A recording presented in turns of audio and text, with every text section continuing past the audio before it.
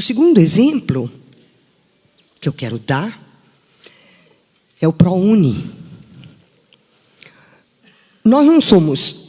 A gente sabe todas as críticas que o ProUni recebeu. Todas as críticas que o ProUni recebeu, né? Primeiro, porque mandou para as escolas particulares, é claro, o governo está financiando as universidades particulares, os centros universitários particulares, é para dar dinheiro para as particulares que o ProUni coloca os estudantes nas escolas particulares. Primeiro houve essa grita. Depois houve a grita, e eu vou falar muito dessa grita daqui a pouquinho, houve a grita de que, imagine, é tudo estudante que não está preparado, que está tomando o lugar daqueles que podem efetivamente fazer o ensino superior. Isso é para desprestigiar o ensino superior, é para baixar o nível do ensino superior. Depois, cada uma dessas críticas foi feita com tambores, clarinetas e tamborins e pandeiros tocados pela Rede Globo, pela mídia toda, e por essa coisa odiosa com a qual eu vou terminar minha fala daqui a pouco, que é a maldição da classe média. Bom, então, ora, o que o ProUni significa? E, na esteira do ProUni, o que significa o Enem e o que significam as cotas? Porque agora a gritaria é, mas escuta, como? Como que vai ter cota para eles nas universidades públicas? Então, a primeira crítica era, claro, o governo está fazendo isso para favorecer as particulares.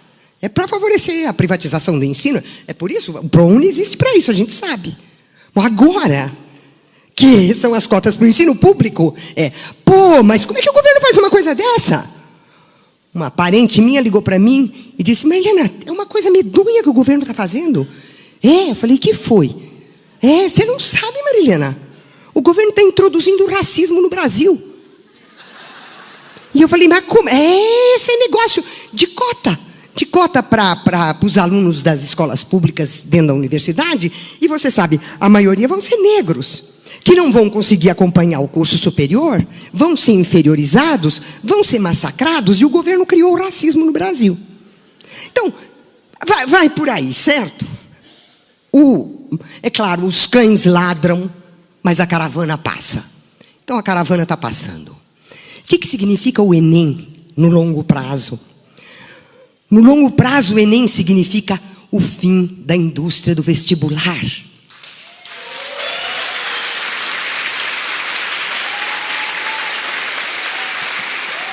E ao acabar com a indústria do vestibular, significa forçar a reestruturação dos chamados grandes colégios, esses que têm franquia no Brasil inteiro, e que não fazem outra coisa senão preparar os alunos através de um tampa-olho, né? Preparar os alunos só para o vestibular,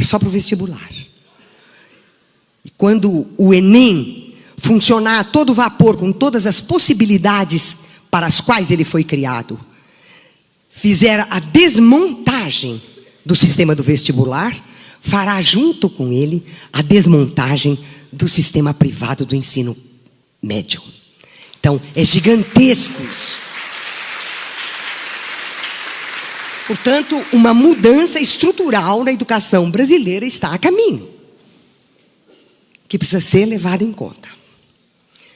E o terceiro ponto que eu quero frisar muito é o fato de que, contra o que acha o meu presidente, não há no Brasil uma nova classe média. Existe no Brasil uma nova classe trabalhadora.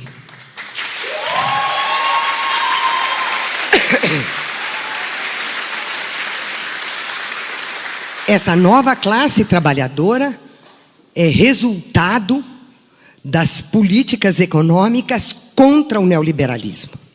Ela é o resultado da maneira pela qual a política econômica se voltou não só para a questão do emprego e dos direitos econômicos e sociais, mas se voltou também para a necessidade de repor como um problema, porque para nós é um problema que nós temos que examinar, uma nova classe trabalhadora. Eu chamo de nova pelo seguinte: ela é nova porque ela nasce no interior da formulação neoliberal. Portanto, ela nasce no interior da fragmentação da produção industrial, da privatização e terceirização dessa produção, do poderio do capital financeiro e, sobretudo, ela nasce no momento em que há uma mudança na relação entre o conhecimento e a produção.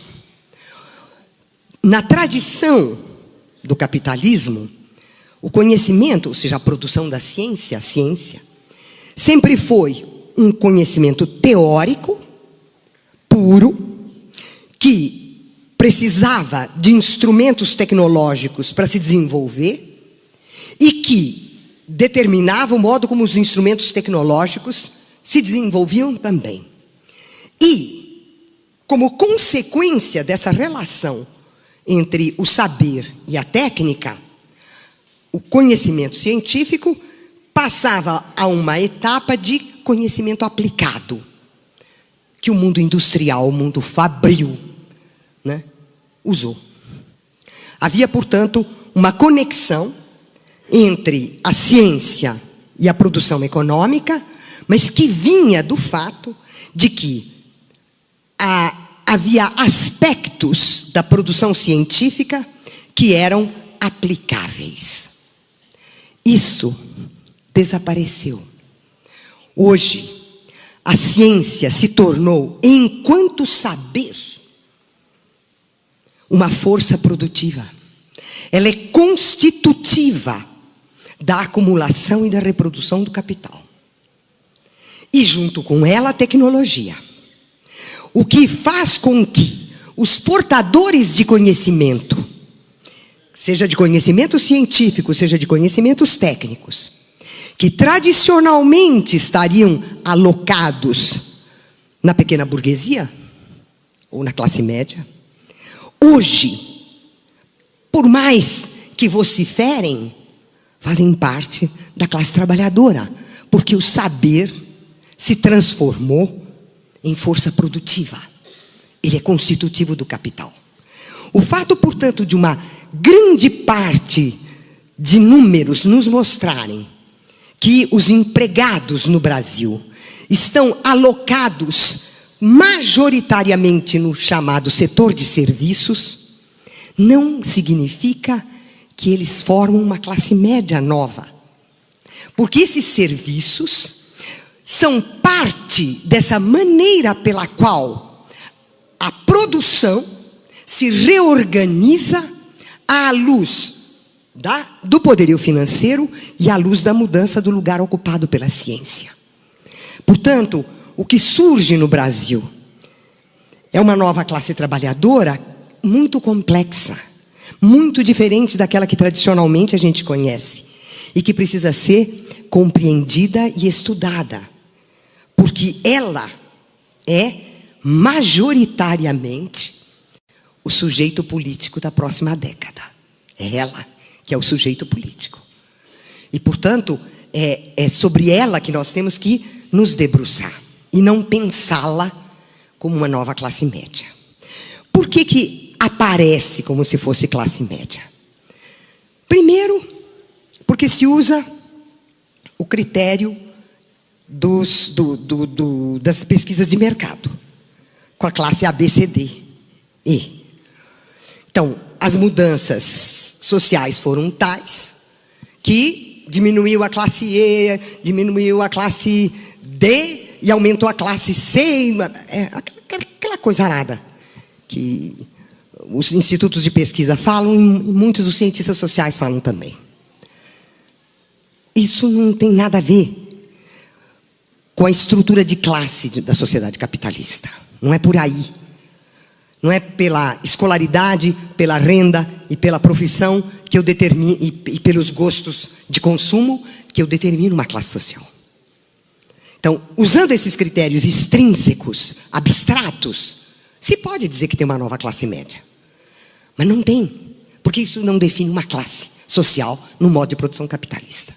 O que define uma classe no modo de produção capitalista é a maneira pela qual ela se insere na relação entre os meios sociais privados de produção e a força produtiva. E as relações de produção. É aí que a coisa toca. Portanto, o critério ABCDE, EFGH, IJKL, o alfabeto inteiro que se quiser, não quer dizer coisa nenhuma.